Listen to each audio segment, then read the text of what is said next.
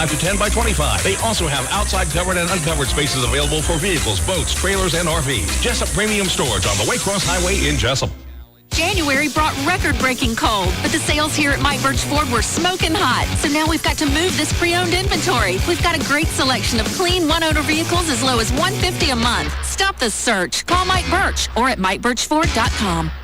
When we say right on the corner and right on the price, we mean it at Mike Birch Ford. Right now, up to $11,000 off 2018 F-150s, up to $6,000 off 2018 Mustangs, and up to $15,000 off remaining 2017 Expeditions. Stop the search. Call Mike Birch.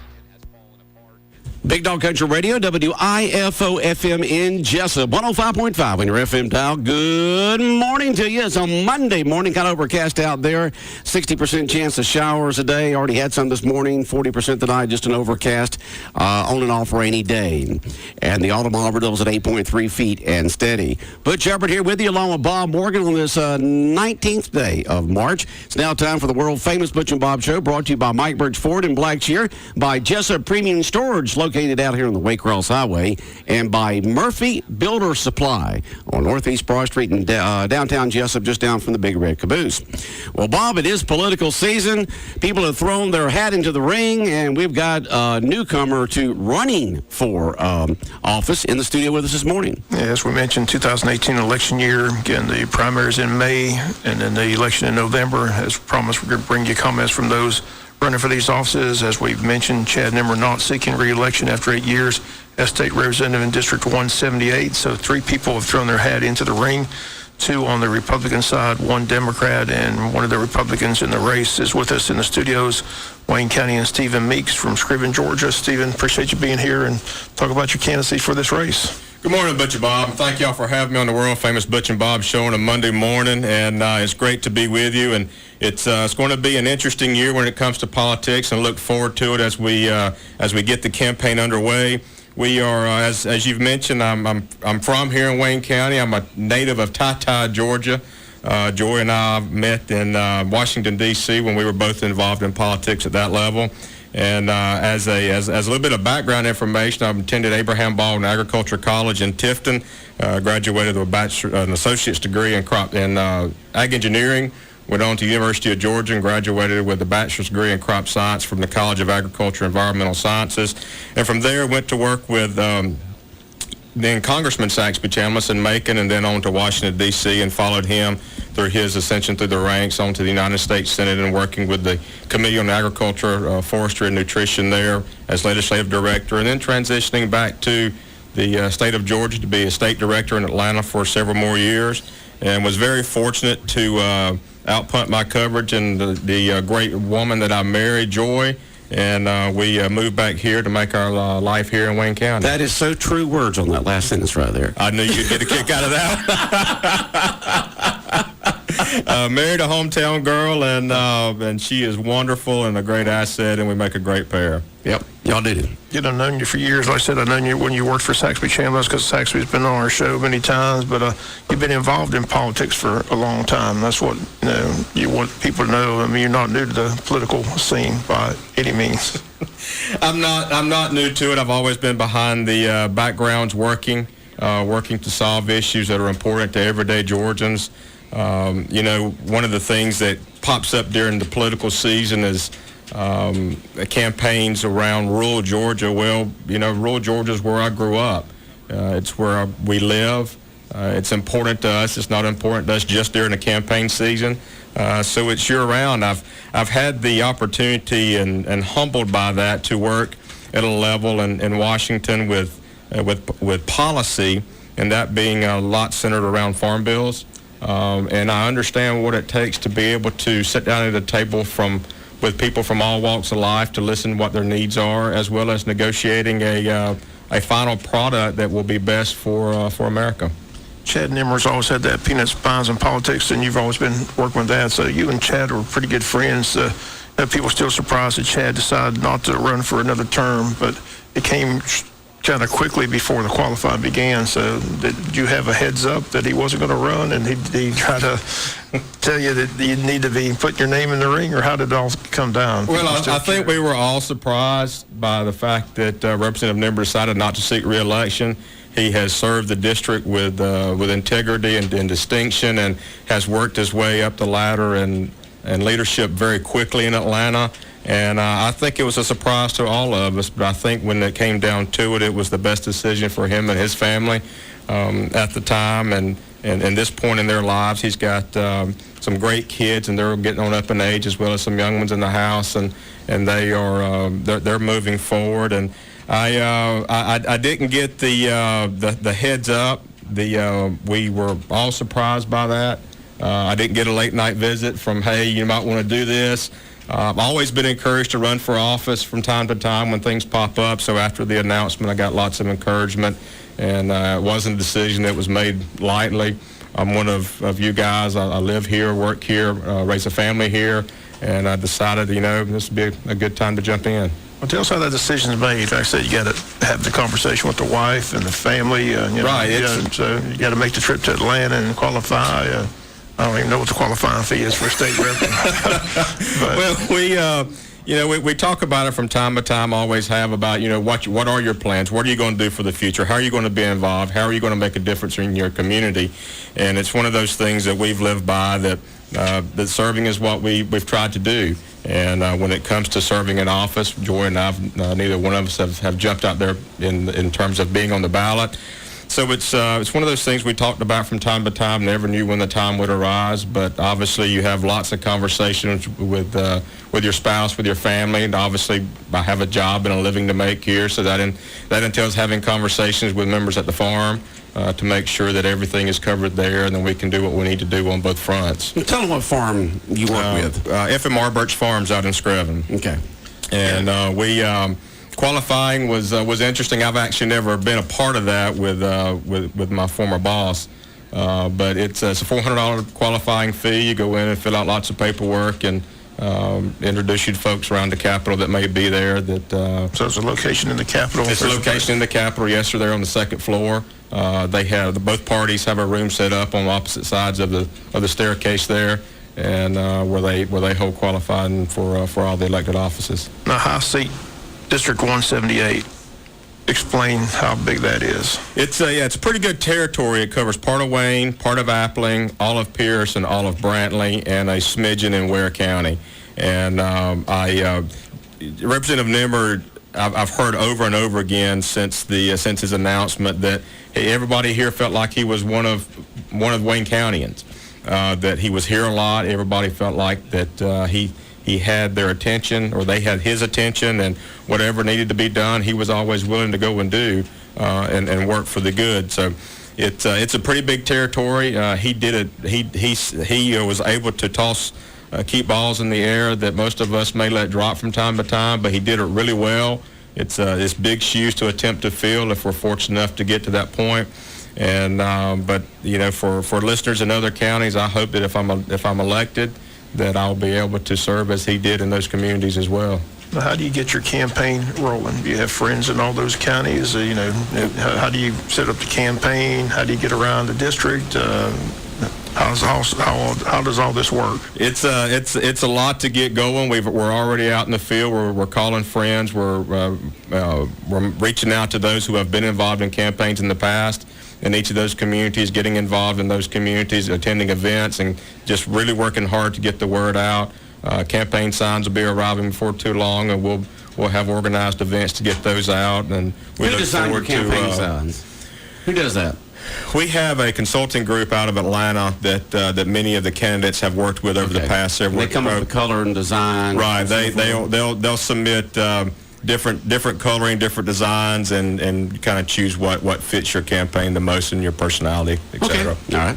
If you just joined us, Stephen Meeks is in the studios with us, running for House seat District 178 in Atlanta. Tell us what you stand for. What's Stephen Meeks going to go out and talk to the people about? What would you like to see done if you do get elected? Well, the one thing that I can say is that we represent the values of South Georgia. We're pro Second Amendment and pro life. I've had the opportunity to work in many areas, and I believe that if I'm fortunate enough to be elected to this position, that my background will allow me to go to Atlanta and be effective there with the friends that I've built and the relationships that I've built over the many years. The one thing that the folks will find out about me that if they don't already know is that while I may not always tell you what you want to hear, the two things that I'm always willing to do is sit down and have a conversation and listen to the other side and see where we need to go in developing effective public policy. Bob, why don't you once again introduce our guest in case people just tuned in? Again, Stephen Meeks, running for District 178 State Representative, is in the studios with us talking about his campaign. Again, as you mentioned, it's a big district, only a portion of Wayne. What portion of Wayne is in your district? Screven, and the district loops over to the country club, catches a smidgen of it. The actual city of Jessup is not in the district. So Pierce is really the big, Pierce and Brantley, and the entire county, right? Yes, and then just a smidgen of Ware. Right. So how much of the population of Wayne County is because you got Chad on basically the southern side up this way, and you got Bill Werkheiser on the northern side down this way. Which is the biggest area in terms of population? In terms of population, I would say it's likely Werkheiser's district. Werkheiser's, yes, sir, because he's got the city of Jessup in the northern end. The District 178 has Screven, of course, over to the Appleton County line, and then a smidgen over around the country club. Okay, all right. I'm sure you're following the legislative session closely. Your ideas on some of those issues. Why do you think the texting and driving thing's been hung up, and why they can't seem, law enforcement spoke in, say they need it, but it just seems like it's being debated and doesn't look like it's going to pass? I have followed that legislation, and I really haven't gotten a clear answer as to why there is opposition to it. Obviously we need to be as safe as we can as we are operating vehicles, and you would think that it would be a no-brainer. You would think a no-brainer, exactly. I mean, but I'm not sure what that opposition is. I haven't heard anything specific, so I've got to make a trip to Atlanta later this week, and it'll be interesting to see if we can pick up on any of that while I'm up there this week. It has to do with the different variations of it. Is it texting? Is it using maps? Is it holding the phone up to your ears? Is it in front of your face? Some of these elected officials use their phone when they're going up there and back and around. So it's a lot. Just talking to different elected officials and law enforcement people, it's trying to narrow it down in terms of the exact language and to make sure there's no gray area there. Right. And it's a difficult thing in talking to the law enforcement to enforce also. Not law enforcement I talk to, they say it's just a problem, distracted driving. It's a problem. It's a problem. They all agree it's a problem. It's just difficult to enforce. They just want you to put your phone down. It is a huge problem. It's a huge problem. People have that where you can talk. A lot of people have the device where the phone's already in the GPS tracking system. Right. Bluetooth, you can put it in. But they're just trying to, people that don't have that, they don't want people talking on their phone with it up their ear while they're driving because it's distracted driving. Well, I don't understand why that's such a big issue. Exactly, and y'all probably know that commercial vehicles, or it's actually a federal law that you are not to talk on not to have a phone in hand while driving. And obviously those are enforced very strictly when it comes to commercial vehicles. So we've got to figure out a way that we can convince everybody that while you're driving, it's not that important that we have to stay connected while we are driving. And this is a big push between now and May 22nd as the primary. There's a Republican candidate, and then you have the Democratic candidate will go all the way to November. But right. From now until May, do you have any meet and greet set up or any events, how people in Wayne County, if they want to reach out and talk to Stephen Meeks, or you want to meet, how do you do that? That is all in the process of being set up as we speak, and as those get it scheduled, we'll be sure to get it out to the voters of Wayne County and other counties as well. So we're in the process of getting those set up, and we look forward to having the opportunity to meet everyone, earn their vote. I don't take any vote for granted, and we appreciate that opportunity as we get out and say hello and work for your vote. Do you see Chad getting involved in endorsing you at all? Is that going to happen, or? I don't know. We haven't had that conversation yet. A lot of times incumbents that are going out of office, and if there are others who will have a primary, sometimes they don't get involved in doing endorsements. But Chad has served well, and I know he's very well respected, but we'll be working through some of that as we go forward. He's moved up the ranks pretty quickly. If you get elected, what are some of the committees that you'd like to be on? Well, obviously, appropriations is one that's very important across the state, as we're fortunate enough to be elected and have the opportunity to serve on appropriations, but also others being agriculture, the Agriculture Committee, natural resources. I mean, those are all very important to this community and Southeast Georgia, so we'll be looking at those as we move forward. Again, you got this platform, so I just want to give you a chance if there's anything you want to say to the voters out there, and one last pitch here. Well, one last pitch, I'll say the one thing that I believe that I am good at is being a team player. And we have some great members that have served this area with distinction, from Representative Henson Mosey to Commissioner Mark Williams, and now Representative Chad Nimmer. And we have some great colleagues that share counties with us, and Representative Bill Werkhauser, who's a workhorse in Atlanta, does a fantastic job, and Senator Blake Tillery. I'm a team player. It takes everybody to get it all done, and we look forward to doing that. If we're fortunate enough to be elected, and also look forward to earning each and every one of your votes as we go through the process. We joked last week, but we're serious now. If you get elected, we got Tuesdays with Tillery and Wednesdays with Werkhauser, so we'll just line up Mondays with me. Mondays with me, because I look forward to it. See, there you go. See. Thank y'all for having me on. I appreciate the opportunity to be here. Have you said everything that you wanted to say this morning? Yes, sir. Okay. Thank you. Now, we will have you back on again before the election. Absolutely. Today is a day for Stephen to come in here and just kind of introduce himself, let us know who he is and what his campaign's about. We do have some questions up here. It has to do with more of your business than it does your campaign, and we'll do those kind of questions at another time. Absolutely. Just want the folks that we're not ignoring them. It's just that right now we're just bringing in the candidates for them to introduce themselves, let the folks know what their campaign is all about, and how they will serve the folks of this area. And then as we get closer to the election, as your platform is set and you're out there campaigning, when you come on back next time, we will have questions that people have popped up here, but this has to do more with your business and your opinions on certain things to do with the farming industry. Absolutely. And we'll do that later on. So folks, we're not ignoring you. We'll do that next time. You might want to talk to people about you came back to help with the business. You may want to just talk about that, what you do at the farm, things like that. You're the operations manager, what I understand it. Is that correct? Yes, sir. I am operations manager for Birch Farms LP, and the one thing that Joy and I decided to do after we got married was to come back and join the family operation. Agriculture has been very near and dear to my heart all of my life. I grew up working on a farm, not one that my parents owned, but it was what I grew up. It was my childhood, and it's been very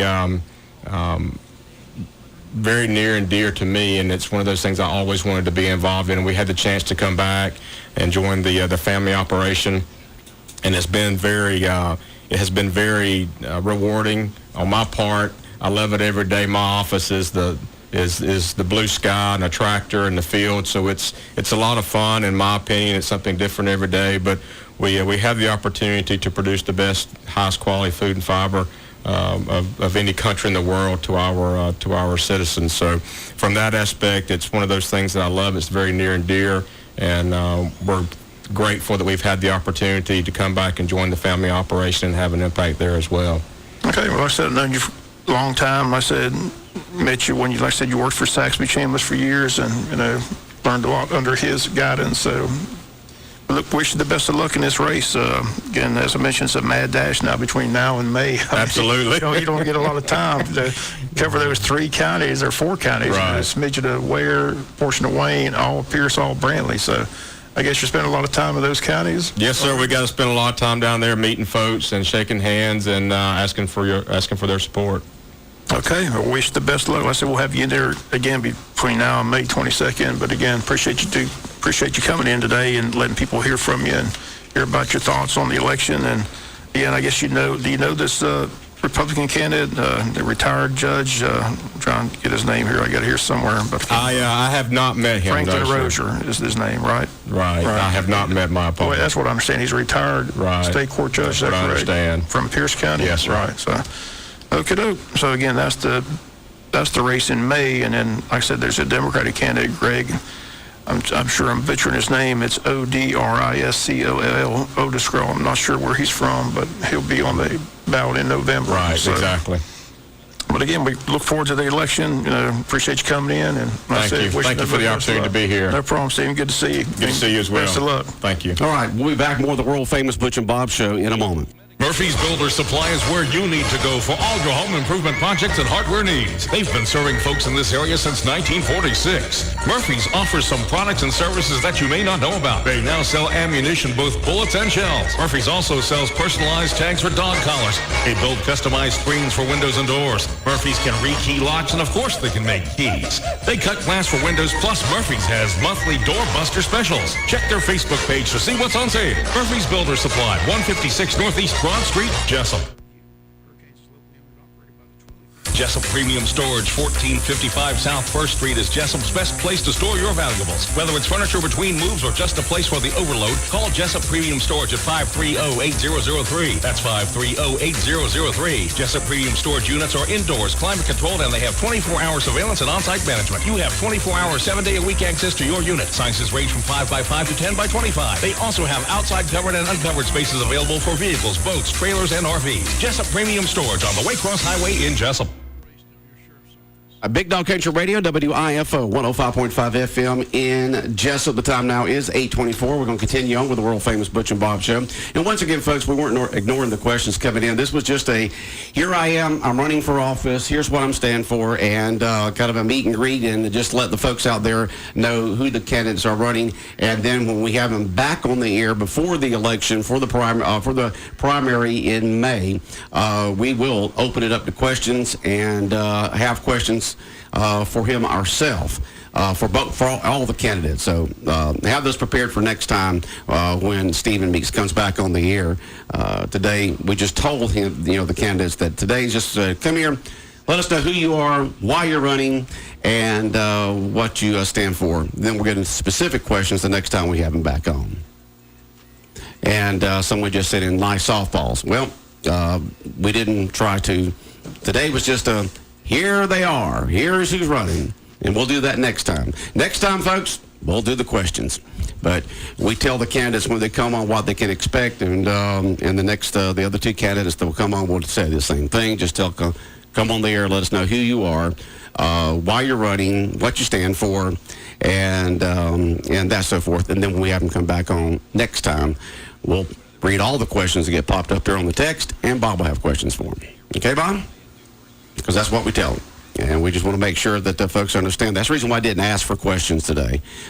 Because today we told Stephen, and we'll tell the other two candidates, just come on, let us know who you are, why you're running, a little bit about your background, what you stand for, and then we'll go to those other questions later on so they can be prepared. All right. Had somebody come in. I don't know what that was about. Is the person who came to the green room supposed to come on the air, or you just come in to... Oh, yeah, you're coming on a little bit. I couldn't see your face out there, Ed. The reflection in the glass there. Yeah, the reflection in the glass. And my eyes are not as good as they used to be. But was there supposed to be a Wayne County ball game today? There's supposed to be a game today, but like I said, weatherman doesn't look like it's going to cooperate, but we'll have to wait and see. Yeah. They're not going to call it before noon, I'd assume, so we'll wait and find out from at noon what the schedule is. There's a lot of games scheduled for today, a lot of middle school baseball set for today, so weatherman not cooperating today or tomorrow, it doesn't look like. Yeah, definitely, and 60% today. It is decreasing to 40 tonight, but still it's supposed to be, pretty much overcast all day long. And so it's according to how the fields are going to be. Will it be rain at the time? It's just one of those hard calls because you just don't know. I mean, you could go, the entire afternoon, early evening with no rain, but you can't take that chance. It'll be an overcast all day. It's going to be kind of rain on and off. And now tomorrow, as we get into the late afternoon, will become windy and clearing, but 60% today, 40% tonight, 70% chance of rain tomorrow. So it's going to be an overcast, wet couple of days, Bob. We were talking about Virginia losing the game. I was listening to one of the commentators on our AM station, folks. If you like sports talk, you'll love AM 1370, The Buzz, Fox Sports Radio, WLOP. And they were talking about, one of the commentators were talking about that there's no way in the world they, even Virginia was, top going in, that they wouldn't pick Virginia, because Virginia has never shown since a long time ago, to have the fortitude to be able to go through a tournament and make it to the Elite Eight or even Final Four. So they were not going to put them in their Elite Eight or Final Four. They forget Ralph Sampson. No, that's what I said a long time ago. Ralph did that. That's the reason why I said a long time ago, Bob. Well, they projected the number one team in the tournament. They went to the ACC tournament, held everybody under 70 points for season. I agree. I'm just telling you what this commentator said. Oh, he's an idiot, because the unanimous number one. Well, he doesn't look like an idiot right now. He just said that, they're a great team, but they just don't have the... I remember when Ralph was there. They did real good when Sampson was there. There's no doubt about that. That's the reason why I said it was a long time ago. They were projected number one in the entire tournament. I agree. Number one seed. I agree. I'm just telling you what this commentator said. They rolled to the ACC tournament, whipped up on Duke, North Carolina company. So they did. They did a great job, but I'm just telling you what this commentator said, his opinion of Virginia. I told you, he's an idiot. So. Well, no, he's not an idiot, because they got blown out. Tell him to comment. I'll write him a letter and tell him he's an idiot. Well, then he's going to turn back and show you the score that happened Saturday. That was just a crazy, crazy game. And did you say North Carolina got blown out also? North Carolina got blown out yesterday by Texas A&M. Texas A&M? Yeah. Who's the team that beat Virginia? Because I really didn't keep up with this weekend. It's called UMCB, University of Maryland. What did Virginia do? Go to sleep? I mean, you figure they'd maybe lose to somebody, but at least somebody you know. That team, the Retrievers is their nickname. They almost beat Kansas State last night. They had a chance to beat Kansas State, but they lost it at the end. So, but it's a great, it's never happened before in the history of the tournament. A 16 seed has never beaten a number one seed. So it was bound to happen eventually, but it wasn't just a defeat. It was just a beat down. They beat by 20 points. Virginia. Poor Virginia coach looked like he was in shock. He just nothing. Every time he thought Virginia was going to stop him and make a run, it didn't happen. So it didn't happen. And they had the PGA tournament over the weekend. Everybody tuning up for the Masters coming up in a couple of weeks. The weekend after Easter, they're in at the most beautiful spot that I know of on the face of the earth. I'm not sure there's a lot of other places that are just as beautiful, but Augusta National is the best looking golf course I've ever been on, and the Masters is coming up. And who do you think? Right now they're still saying that Tiger may be the favorite, but how do you come from just nothing and you play decently in a couple tournaments, become number one in the tournament? I don't know. It's going to be a fun event. Rory McIlroy won this past weekend, so he's got his game. Still have Dustin Johnson, Jason Day. It's just going to be a wide open event. But Tiger, he just was right there, one shot out, and then hit his driver 55 feet to the right, out of bounds, and then kind of just that was let it funny, slip away. Not funny. It wasn't funny. But no, what was funny was all the people gathered around the ball around the buildings over there. That was what was funny. No, hitting the way out was not funny at all. If he hits his driver, but every now and then he just hits it 55 yards to the right. Hit it OB. When he hit it OB, it's not very good. So I kind of let him. But I'm telling you, his game. The fact he's able to go 4 rounds and play as well as he has, he's on the leaderboard. That's like I said yesterday or before yesterday. I said I'm not sure he's still. You mentioned I thought it was wrong, but they had the odds makers in Vegas had him as the favorite to win the Masters at 8-1 and Dustin Johnson at 9-1, which was kind of shocking since he hasn't won a tournament yet. So. But anyway, he'll be fun to watch at, Augusta, but there's a lot of other golfers that, know that course extremely well. But good to see Rory McIlroy get his game back and get in the winner's circle and get guys. So it's wide open. It'll be fun to watch, but it makes for I'm sure ticket sales are going for a high premium. They're high demand right now. Tiger was wearing his regular red shirt and black pants yesterday, and the shot way out of bounds was not funny. It's the way the people gathered around. It's like this herd of people just come flying around the ball, And they just want to get up and close and personal, Oh yeah, you want to get right, he's got to come hit it from there. So he does have to hit it from there. Right. Wow. Well, you got to relieve, but people in that area, get a chance to be up close and personal. Tiger from me to you, that close to him. So. But the Masters is going to be interesting. I know that the CBS has got to be extremely excited about Tiger getting his game back, because that's going to mean higher ratings for the Masters coming up in a couple of weeks. I already made my selection, so I probably 3 weeks, right? No, 2 weeks. It's 2 weeks. Is it 2 weeks? 2 weeks. So it's the weekend. I thought it was this weekend. It's next weekend. It's April 5th and 6th. April 5th, 6th. This weekend is the Dogwood Festival. This weekend is 23rd, 24th, and then the following weekend, 2 weeks from now, is Easter, and then 3 weekends from now. 3 weeks. 3 weeks. 3 weeks. 3 weeks before the Masters. 3 weeks for the Masters. 2 weeks before Easter. Easter on April 1st. And again, it is official. The 2 mayors from Jessup and Locust Grove will be throwing out the ceremonial first pitch up in Atlanta. So we've got that lined up. So Mayor David Earl Keith and the Locust Grove mayor will throw out the ceremonial first pitch. So it's going to be a lot of fun. The mayor out there with the baseball team, getting his arm all warmed up and straightened up and ready to throw it across strike. I told him Saturday night he needed to get out there and don't embarrass us. Don't embarrass. I said, I don't mind if you short hop it. I just don't want you to throw it 55 feet to the right or the left like that rapper did that one time. I'm sure David Earl will have his game on when he gets there at SunTrust Park. He said he'll be out there getting ready. So he'll be practicing between now and April 7th. That's right. If you see the mayor with a sore arm, you'll know why. But he's been practicing. Good. Each team gets their own PA announcer, so Steve McGregor will be up there in Atlanta doing the PA for Wayne County. So it's just going to be like a home game. So a lot of people buying tickets already. So go ahead and get your tickets. They're available at Sheffield's and Code Blue Tactical when you get a chance when you buy that ticket to pick one of 4 Braves games as well. So just a great deal. Great deal. Can't beat it. Great deal. All right, Bob. Have a good day. All right, WIFO 105.5 FM in Jessup, Big Dog Country Radio. The time now is